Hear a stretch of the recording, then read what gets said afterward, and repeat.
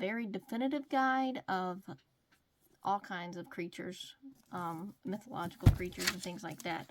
But just about every single weird, oddball, named elf, fairy, whatever, in the actual book is in this.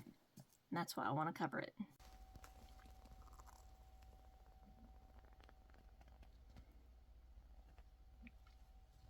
I am here to talk about The Secret, and the only thing really I want to cover today is this book here that I found that I believe is a reference that Byron Preiss used whenever he created The Secret. This book here was published in a publishing house in New York in 1978. It is actually a republished book that was originally published in 1880.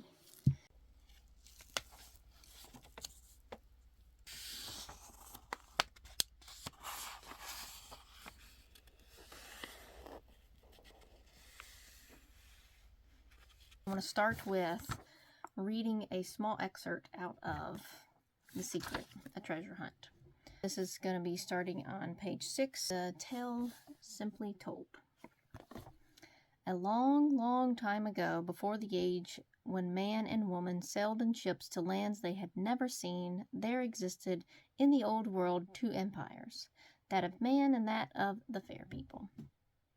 Man named his abode civilization, for man was an acquisitive creature, and names were things he could possess. He could not fly on wings of gossamer, like a fairy, nor hide in the gentle slope of a mountain. So, I'm only reading this because of that little part that says, he could not fly on wings of gossamer. Now, I'm a reader and I read a lot. I've read lots and lots of books.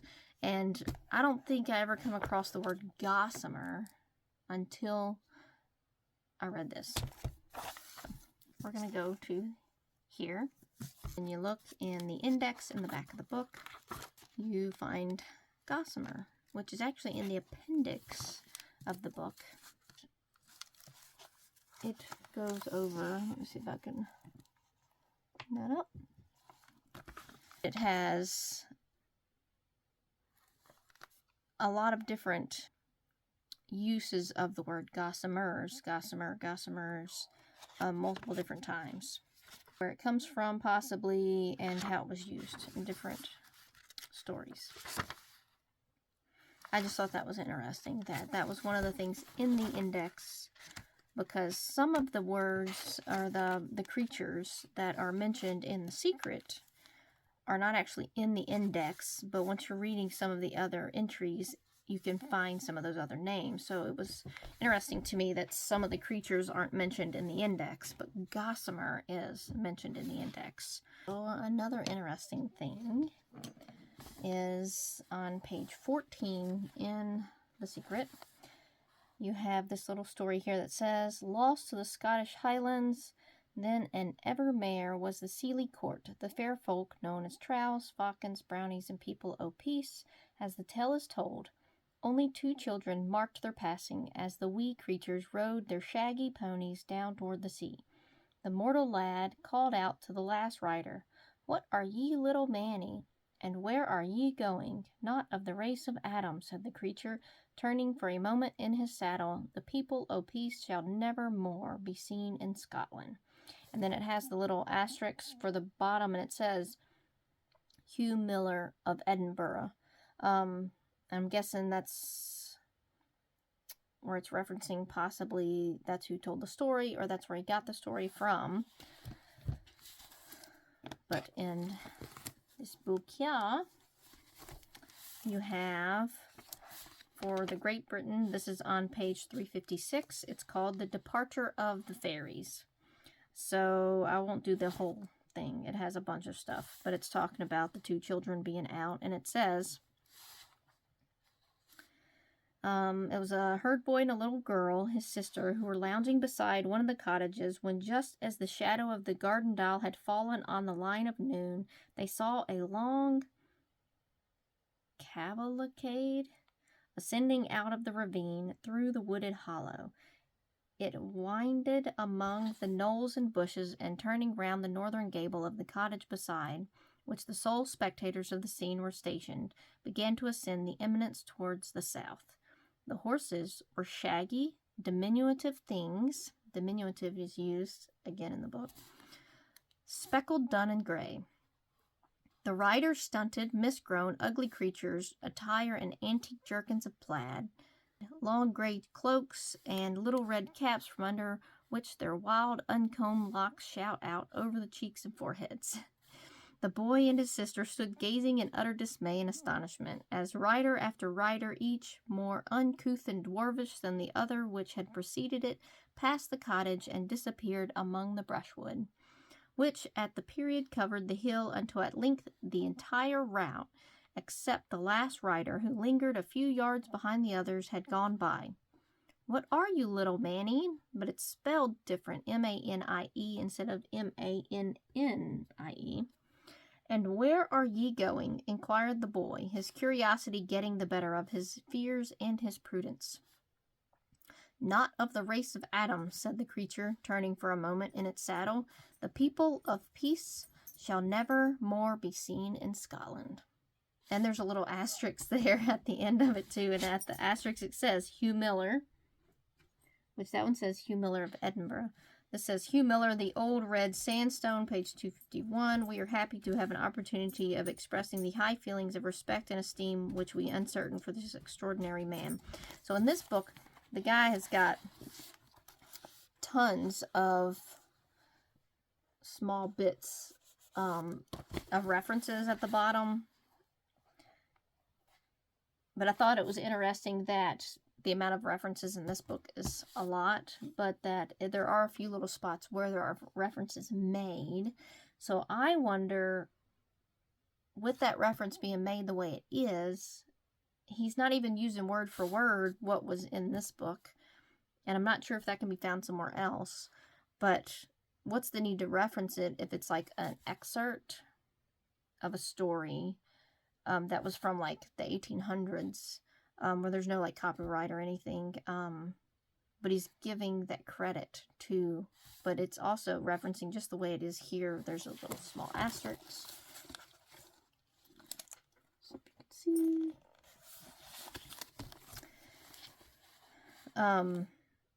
And it talks about Hugh Miller. Now I'm not sure if this is mentioned somewhere else in another book. Because this book at the back of it, unless something,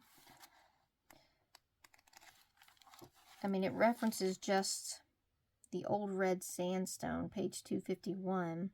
So I'm guessing if you look up that and find it, that you'll know that Hugh Miller was of Edinburgh, because it doesn't mention it in here. But that's interesting too. And it seems that Byron obviously used his ability to create his own story and his own thoughts and everything. And so some of the creatures that are mentioned here are mentioned differently in his book.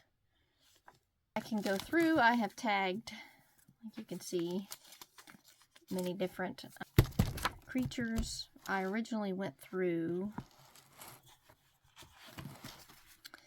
The Secret,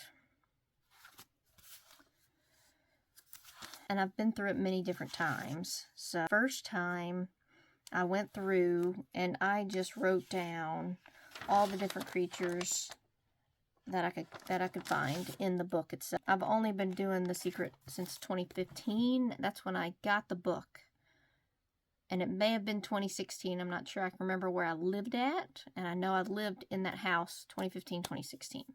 So I know I got their book then, and that's when I sort of looked into it, but never really got into it that well until a few years later. I wrote some things down once, and then I decided about 2 years ago to actually go through the entire book again and just read through the words. I had been working on The Whistle Pig, which is more of a literary puzzle, and my brain was really into the whole what are the words being used, what are the references, what are the literary references, and things like that. And that's why I decided to go through in a different way. And so I went more into exactly like what he was trying to tell us when it comes to clues and things like that. And I'm one who is, they say a purist maybe? I'm not sure. I don't really look at the back of the book very much, but I also try to look at original references. I don't try to use Google Maps because we didn't have that. I try to find old maps, old world maps, old maps that you can get from the area. I like to try to find the guides that you could get, like a travel guide for the area. Things that you would probably look for maybe in a library in the 1980s, and that's what I try to look for. And that's how I came across this book. One of the reasons why I believe this is definitely something that Byron used as a reference is because of the amount of information that is found in just this one book. I know throughout the community there are lots of different ideas about books referenced, full sentences of poems, of books, and things of the such that are found in different books. And then it's like that book now is somehow incorporated into the puzzle itself, or that it has to have something to do with the puzzle, like Treasure Island. It's like, oh, well, that means now it needs to be part of something. And so I'm not sure where this book may come into play when it has something to do with that, but I know that there is a lot of things that are referenced in this book that are actually in the first, like, passages of the book, and then also in some of the other things. And so we'll go over those. The book itself goes through the different countries, and there's sections in the book that are separate for each country and the different creatures in each country. And within that section, it also talks about the poems and such from that section of the country. Let's start at the beginning.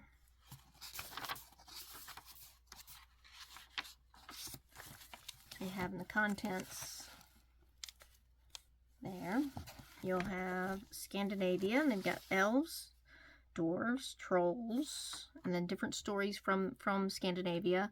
Nisses, next, mermen, mermaids, the northern islands. You have Iceland, Shetland, Orkneys, the Isle of Rugen. You have Germany, you have dwarves, the wild woman, kobolds, nixes. In Switzerland, you have dwarves. Great Britain, you've got England, Scottish lowlands, the Celts and Cymry. You've got Ireland, Scottish Highlands. So you've got Great Britain, and under Great Britain are England and Scottish, and then under the Celts you have Ireland and Scottish. And it's interesting that he combines those in the book as being one. You also have Brittany in there. You've got Southern Europe, which has got Greece, separate from Italy and Spain. Then you've got France. Eastern Europe, you have Finns, Slavs, or slaves. There's the Velas. Africans, you have Jews. That's odd. You have Africans, Jews. It has Africans, and then it has Jews underneath that. And at the very beginning, it goes over different romances. One of them is the Oriental romance, and it has Persian romance. And here it talks about the Deves, the Peri, and the Jinn. And I will show you all on one page, if I can get it to... I've underlined some of them. Archdeves, inferior deves. From the sublime system of religion probably arose the Peri, or fairy system of modern Persia. The Peris and Deves of the modern Persians answer to the good and evil Jinn of the Arabs. You've got all of them right there, referenced together. And it goes on from the Persian romance to the Arabian romance, and they talk again about Jinn. They also talk about smokeless fire. is referenced. So even stuff from the poem that he did was referenced in this. Talks about a whirlwind, when the Zoab, a whirlwind that raises the sand in the form of a pillar of tremendous height. They do the same when they see a water spout at sea, for they assign the same cause of its origin. I just thought it was interesting that those words are in the poem or poems and possibly referencing or talking about the different creatures. There's also, the next romance is the Middle Age romance. Here it says, whence arises this difference, no doubt, when ancient chivalry displayed the pomp of her heroic games, and crested knights and tissued dames assembled at the clarion's call in some proud castle's high-arched hall. So they have these cute little poems. The next one would be the Fairy Land, and then that's when it talks about our lovely fairy kingdom and King Arthur, the Queen of the Fae, which is rather interesting. It has a reference here about Spenser's Fairy Queen. There are elves, trolls, nisses, mermaids,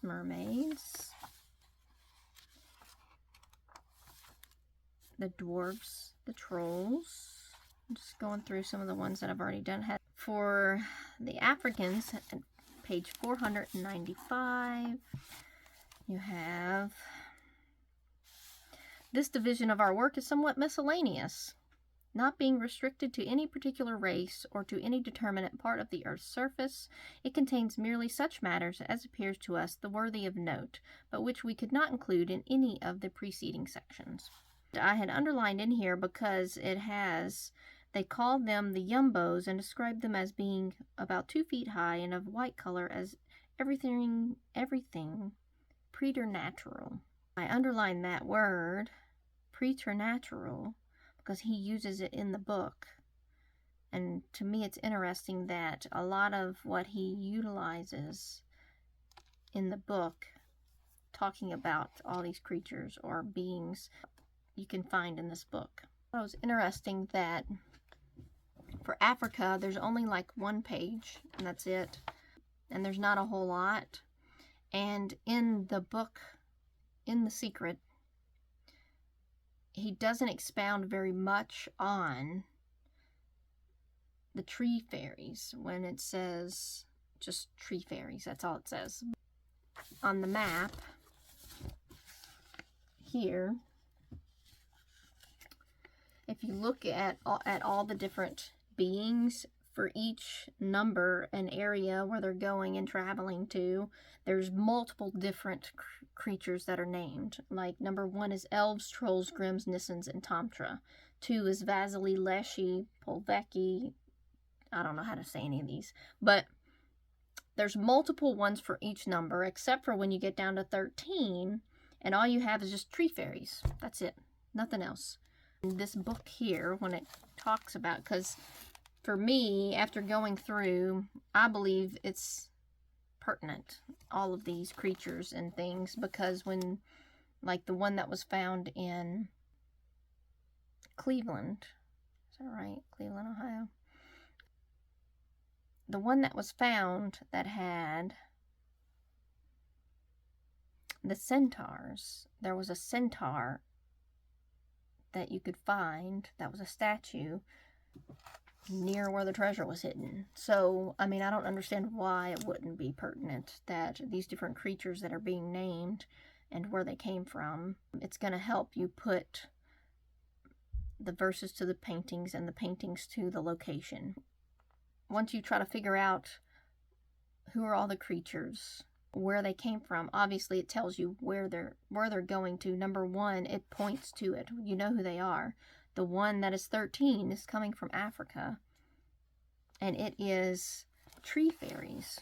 When you get here to the Africa that is covered in the book, and it's all but like a page and a half, and that is it. There's not a whole lot of information on what they called anything or what any of their stories are. my guess is there's not a lot of the stories available in English for somebody to compile. They just haven't been translated. And so there's just not a whole lot of information, and it doesn't give you a whole lot of different names. The only thing is a yumbos, Y-U-M-B-O-E-S, yumbos.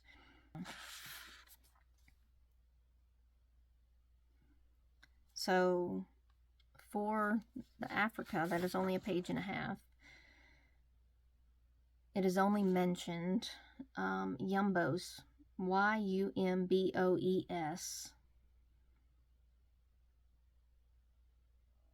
is the only creature. I'm not exactly sure why he chose tree fairies for that. It's interesting. Then it moves on to Jews, and it has a section specifically for Jews. I went through a second time and started writing down all the different creatures that are mentioned. And then I went back through and started looking for those individual creatures in the book. And that's where you could see that the majority of the creatures themselves are actually found in the book. Another thing that I thought was interesting was he mentions, which I remember it being kind of weird, was when he talks about the fairy queen. This is on page 13. It says, in England, the erstwhile high-honored court of the fairy queen was now much diminished. Her Majesty, Mabe herself, and many of her subjects, pixies, hobgoblins, and bogarts alike, had shrunk to tiny size. Robin had been exiled to Sherwood. So Robin, I had only ever known Robin Hood, which was, as far as I was aware, a man. And why was Robin being considered part of the High Court of the Fae? And this book actually talks about that here. This is in page 317 in the chapters that talk about England. And it says, so much then for Puck. We will now consider some other terms. Robin Goodfellow, of whom we have given above a full account, is evidently a domestic spirit answering in the name and character to the Nis god Drang of Scandinavia. And it's a weird word, I don't know how to say. Robin of Germany, he seems to unite with this person the Bogart. Hobgoblin is, as we have seen, another name of the same spirit. Goblin is the French, German kobold. Hob is Rob, Robin, Bob. Justice Hodge is Roger. This was written definitely in the 1880s. But there's where Robin comes in. And it's not Robin Hood. It's Robin considered a goblin of some sort. So he was a creature, and he was mentioned in some of Shakespeare's stuff. But I thought that was interesting because when you try to look up anything about Robin, you get Robin Hood. And it talks about pixies, hobgoblins, and bogarts right in the same area when it's talking about Robin and the fairy queen. I could go on and on and on about it, but if you have the ability, it's not, I looked it back up again before I started making this video. The World Guide to Gnomes, Fairies, Elves, and Other Little People by Thomas Kitely. Originally called The Fairy Mythology in 1880. But it looks like it's still available lots of places. It's not that expensive. I think another thing that I thought was really interesting was when it talks about the map, where it says not shown, Prince Yi, Si Wang Mu, Shin Xin, and the dragon, who are mentioned toward the end of all the creatures and how they just came from out of nowhere. When you look up in the back of this book for the Shin Xin, they're here. And it's Shin Xin, just like it's spelled. Let's see if I can do that and get it on there. Oh. And it's here in the book, 511.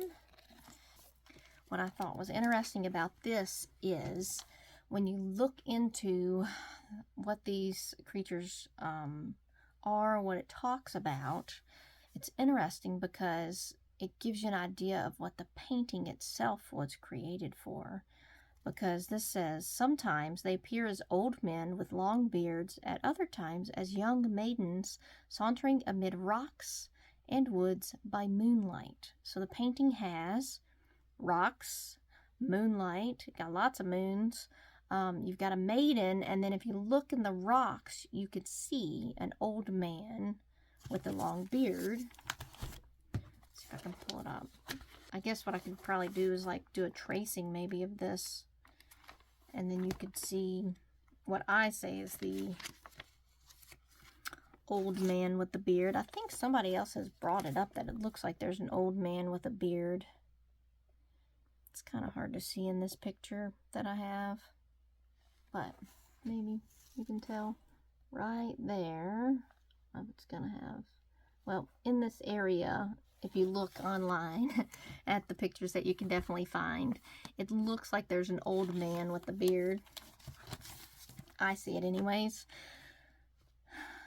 And this was also in the very back. That was kind of like the conclusion. So you had the Africans, then it talked about Jews, and then it just throws in this little part at the very end about the Shinsin, which is funny because that's what he does at the very end too, is, oh, and by the way, here come the Shinsin. Funny, and here it talks about the Jews, as it were, brought us back to Asia as we proceed eastward from Persia, where we commenced. India first meets our view, but of the numerous beings of its copious and intricate mythology, no class seems to belong to earth unless it to be the Yakshas, who attend on the Kurveras, the Hindu Plutos, and the charge of his enchanted gardens on the summit of Himalaya, and who bear some resemblance to the dwarves. There are also the misshapen Pisakas, who love to dwell in gloom, and these something, I'm not going to try to pronounce that, master of magic, are said to resemble the jinn of the Arabs, and the dancing and singing Gandharvas and Apsaras may be compared with the nymphs of Grecian mythology. It's funny because a lot of this, the way that it's writing them down and stuff, is very in the same cadence that he writes about these people and who they are and how they, and work with each other. Eastward still lies China. Here there is a species of beings named Shinsi, who are said to haunt the woods and mountains, where, exempt from the passions and the cares of life, they dwell in a state of bliss and ease, but still exercise an influence over human affairs. So, and then there's a conclusion. So, I must conclude.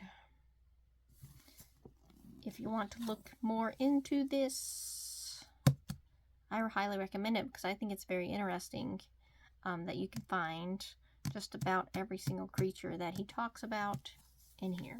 I've highlighted some at the very end. I will go through and just name them off. All the ones that are in the index in the back of the book.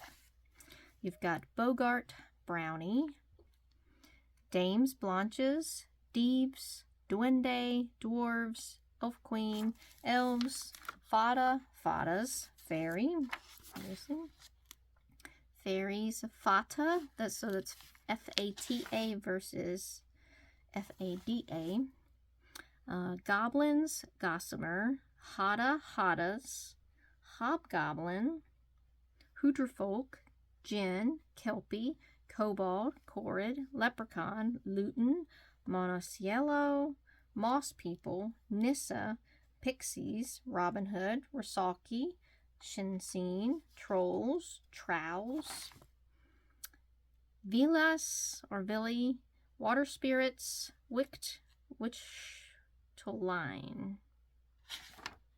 Those are all the ones that I have sort of starred a little bit. And like I said, in the index, it says some of those, but when you go into the book and actually read about it, it might have other spellings and other words and some of the other creatures that he talks about in the book. So, anybody that wants to delve into that, it's very interesting. It is a very gigantic book, about 560 pages and I think 140,000 words. It took quite some time to get through. It obviously is written in an older English form, and it's very difficult to try to read, but interesting nonetheless. Interesting nonetheless. Nonetheless. I have no idea. Have fun.